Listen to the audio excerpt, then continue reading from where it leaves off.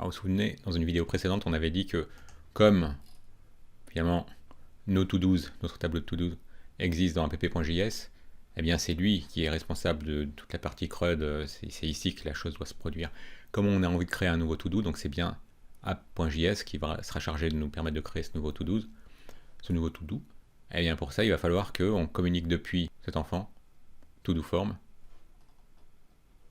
qui se trouve être l'enfant direct de app, il va falloir qu'on communique eh bien, le morceau d'état qui gère, c'est-à-dire juste simplement la description qui aurait été saisie dans ce champ texte.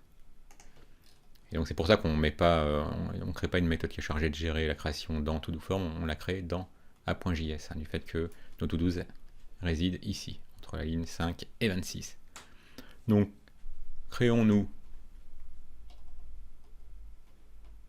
juste sous handle status change une fonction qui va être chargée de gérer la création d'un nouveau to-do. Donc on va l'appeler handle to-do creation. On voudra qu'elle reçoive du formulaire, ce component enfant ToDoForm, bien la description.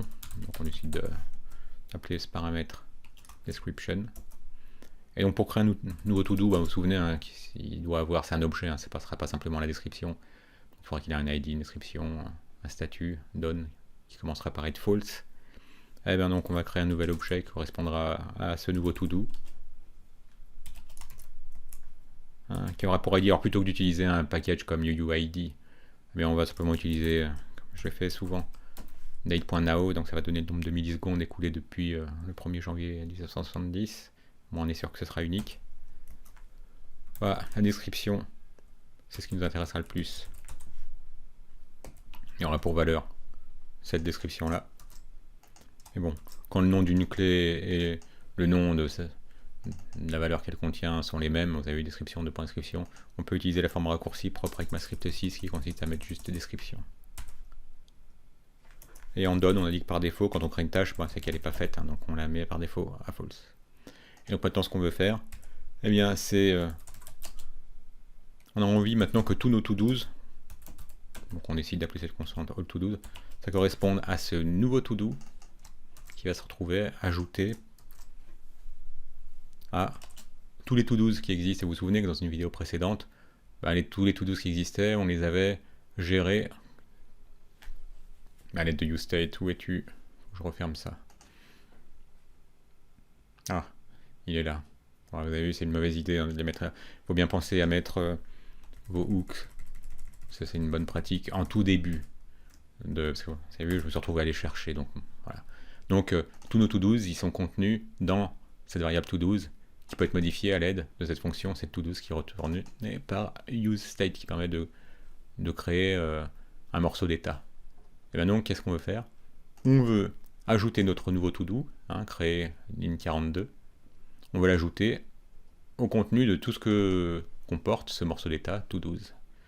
Comment c'est que c'est un tableau? On peut utiliser le spread operator, ça correspond à 3 points, pour récupérer chaque élément, pour ne pas se retrouver avec un tableau de dimensions. Si on n'utilisait pas ce spread operator, on aurait un tableau, le tableau to-dos dans ce tableau. On veut pas, on veut vraiment récupérer tous les éléments que contient to-dos à mettre à la suite de ce nouveau to-do. Et donc maintenant que nous avons ce nouveau tableau qui comporte tous les anciens to-do avec en plus le nouveau to-do, eh bien on peut utiliser cette fonction, parce que c'est son rôle, qui permet de modifier ce morceau d'état to-do.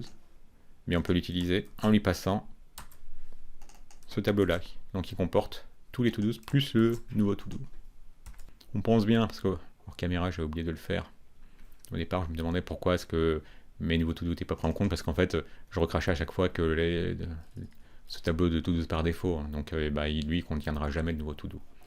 Donc c'est qu'on utilise une immutabilité pour créer un nouveau to-do qui comporte le nouveau to-do ainsi que tous les autres to-dos, mais c'est contenu maintenant, grâce à cette to-dos, dans to-dos, ligne 30. Donc maintenant, il faut que notre to-do list, elle reçoive to-dos, ce morceau d'état qui comporte tous les to-dos plus le nouveau, et tous les autres nouveaux qui seront créés là.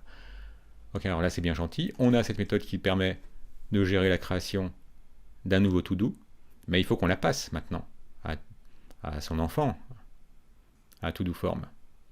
Et bien donc, ça on sait faire, pour passer quelque chose à un enfant, il suffit d'utiliser des props. Donc on passe handle to do creation sous forme de props qui aura pour nom handle to do creation. Et donc on crée une nouvelle props dont la valeur sera une référence à notre fonction. Si bien que maintenant, dans to do form, on peut récupérer cette props. Alors plutôt que de faire props ici, puis ensuite plus loin dans le code de faire props, point, je pense qu'on l'avait créé, on l'avait appelé handle, non, il est là, handle to do creation, on va utiliser l'object destructuring pour récupérer directement la propriété handle to do creation de l'objet props. Voilà. Ça c'est très courant dans le monde de React. Donc maintenant, on a accès à cette méthode. On sait que ce dont elle a besoin, c'est la description. Hein. Et ce qu'on va faire, en fait, c'est envoyer la description uniquement quand l'utilisateur aura appuyé sur Submit. Hein. C'est pas la peine à chaque fois d'appeler, à chaque saisie de clavier, d'appeler cette méthode, hein, handle to do creation. Donc, ce qu'on va faire, c'est qu'on va gérer la soumission du formulaire à l'aide de l'événement onSubmit. Donc, chaque fois qu'un submit se produit, qu'un événement de type submit se produit, on a envie d'appeler une fonction qu'on va créer dans un instant, toujours avec la même syntaxe. Qu'est-ce qu'on veut gérer cette fois-ci? La soumission du formulaire. Donc créons cette fonction.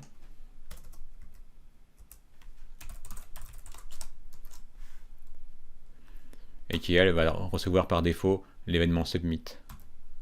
Donc c'est une syntaxe plus ramassée parce qu'en fait, comme c'est un événement submit qui se produit, si on n'utilise pas cette forme, on aurait très bien pu utiliser cette forme de nouveau pour vous montrer une variante. Eh bien, quand on utilise directement comme ça une forme submit, l'event, le submit event se retrouve passé automatiquement. Donc on pense bien, comme c'est un tableau, un formulaire, pardon, et que par défaut il voudrait poster la page, fait que toute la page se rafraîchirait, on évite ce comportement par défaut à l'aide d'un simple prevent default. Et ensuite, eh bien, on se sert de cette méthode qui nous a été passée sous forme de props. Et on lui passe le morceau d'état qu'on a, ses descriptions. Et vous vous souvenez que chaque fois qu'il y avait un changement, qu'il y avait une saisie dans ce champ texte, on appelait handle description change qui modifiait ce morceau d'état à l'aide de cette description. Et ainsi bien que maintenant, on sait que description il comporte bien la saisie qui a été faite, et donc on peut passer handle to do creation, bien ce morceau d'état, description. Donc,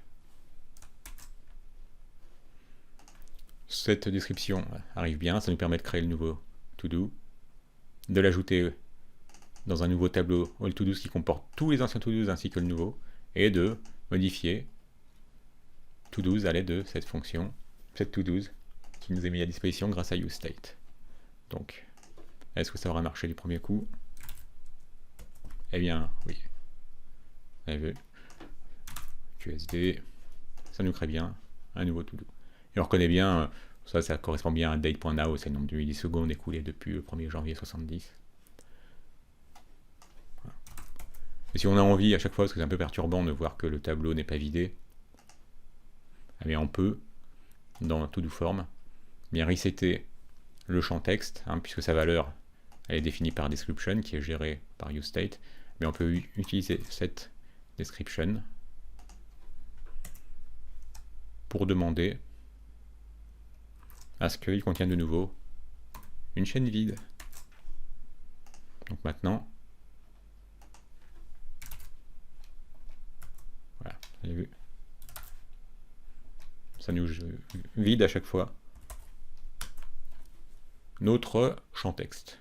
Et maintenant on voit bien que nos nouvelles to-do sont ajoutées, et puis elles sont gérables hein, par, comme on l'avait fait précédemment, à l'aide de handle status change. Si j'ai envie de passer cette UI, cette tâche UI, qui est en false, pour done, voilà, vous avez vu là, elle passe à true, true, false, false.